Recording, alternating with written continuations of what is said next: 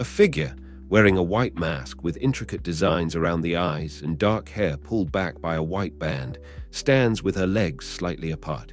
She's dressed in a striking black and white suit with yellow accents. A red fox sits at her feet, wearing a spiked collar and sporting a scar over its eye. Behind them, the Paris skyline is faintly visible, with the Eiffel Tower and the Notre Dame Cathedral in the distance. Red splotches like blood mark the corners of the panel. The scene opens in Los Angeles, inside what looks like an industrial or bunker setting, lit with a dim red glow. The masked woman from the previous panel, with long red hair now loose, is walking forward. She is wearing a white top over her black suit. A dark, dog-like creature with glowing green eyes follows closely behind her. Dialogue bubbles indicate the two are in conversation, debating the merits of their mission. Around them are various items. Guns, skulls, and cans scattered on the floor, suggesting a place that is both dangerous and long abandoned. The scene shifts, and we see a man with a dark, bristly beard lying asleep on a cot in a Spartan room. He's wearing a shirt with a white skull symbol, and the walls are decorated with silhouette Target posters. A large, wolf-like head with glowing red eyes looms in the corner of the main panel, and several smaller panels show the masked woman and the dark animal from the previous scene, observing the sleeping man. They are discussing their plan of action, which includes grabbing the man's shirt. The room is bathed in a cool blue light, and we see scattered items such as guns and a knife. The sleeping man is now engulfed in a fiery glow as he wakes up. The masked woman observes from the side, a bang marking her action. The man's eyes widen, showing surprise. Multiple panels focus on his face, conveying a range of emotions from confusion to anger. His hands reach for his missing gun as the masked woman comments he'll reach for his gun, apparently. The man is clearly noticing the flames, but they are a deliberate illusion meant to cause a reaction from him, which he reacts to as intended, and he begins to remove his burning shirt.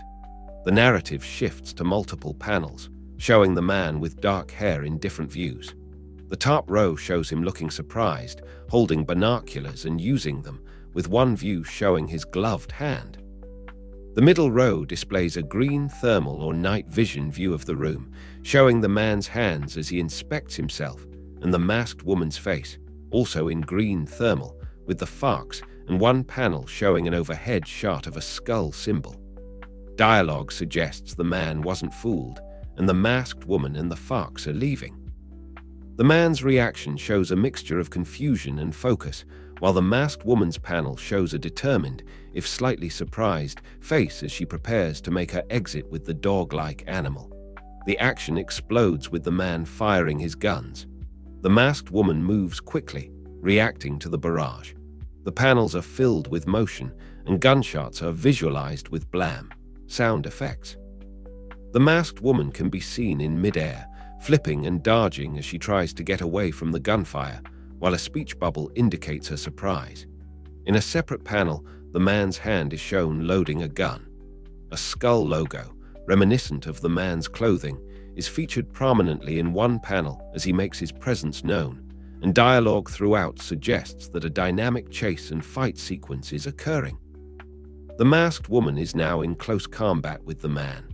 The main panel shows her being grappled by him, the word "oof" indicating the impact. The other panels show a series of intense close-ups of the struggle between the two.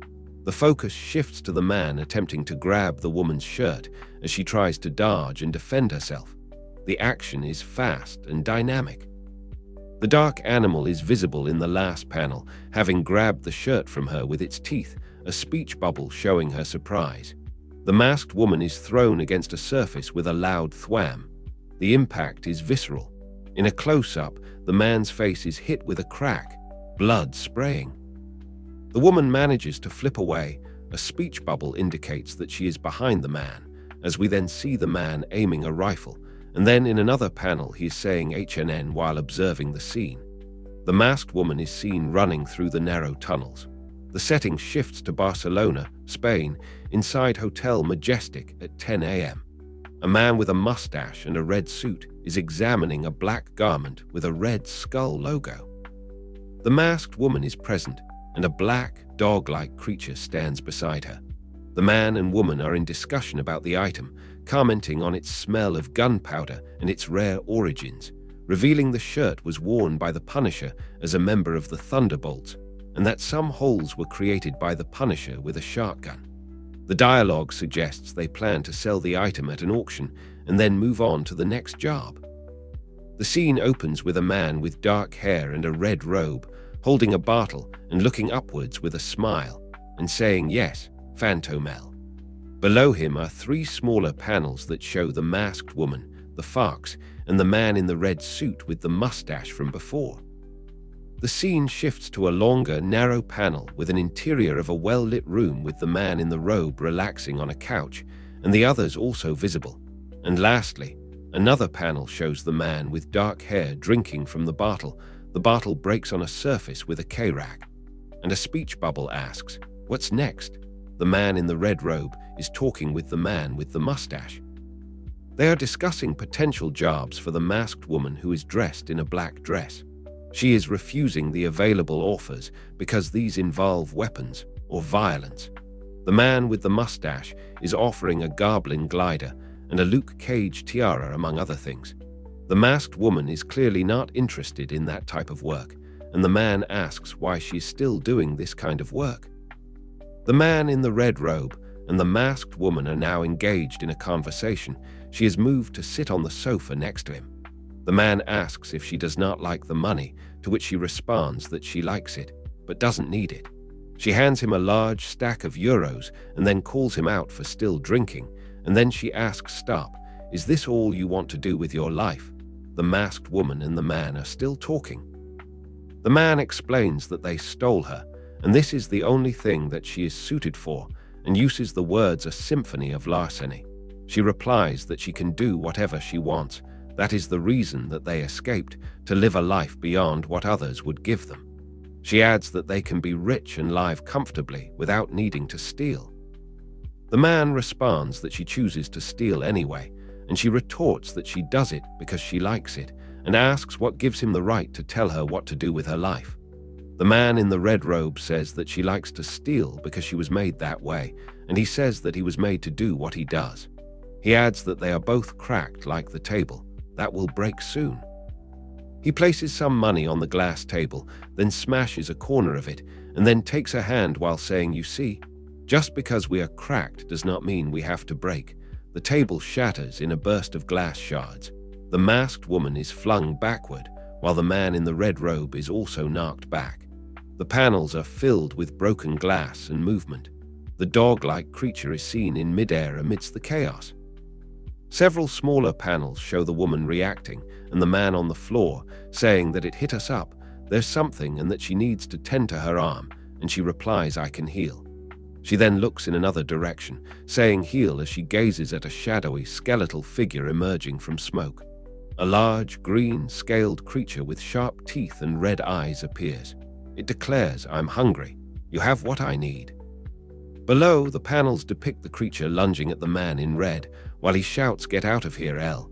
You and Culpepper both. He calls himself Siphon. He wants your healing factors. He'll kill you for them." The masked woman is in the background, and she and the dog-like creature look concerned. The man in red is fighting the creature, stating, "I'll buy you time, go," and there is a crack as the creature strikes. The green creature towers over the man in the red robe with a snarl. The masked woman yells no as she witnesses this. The creature declares that the man was its only friend and states, "You'll be with him again soon," before stating, "Once you give me what I need." The final panel is a gruesome close-up of the creature's hands, with one of the hands being severed and a blam effect, suggesting an explosion or a violent severing.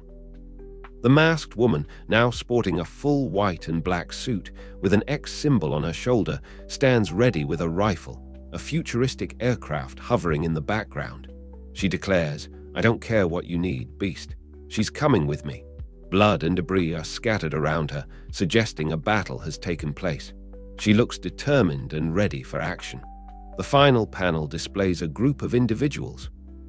In the foreground, there is a character wearing a red and black suit with swords, and a character with light blue skin wearing a white outfit with skulls on it.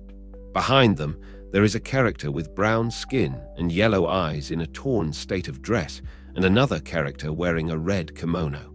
They appear to be in the midst of a battle. Red splotches mark the corners of the panel. Thanks for tuning in. Stay curious, stay awesome, and don't forget to hit that subscribe button for more amazing content.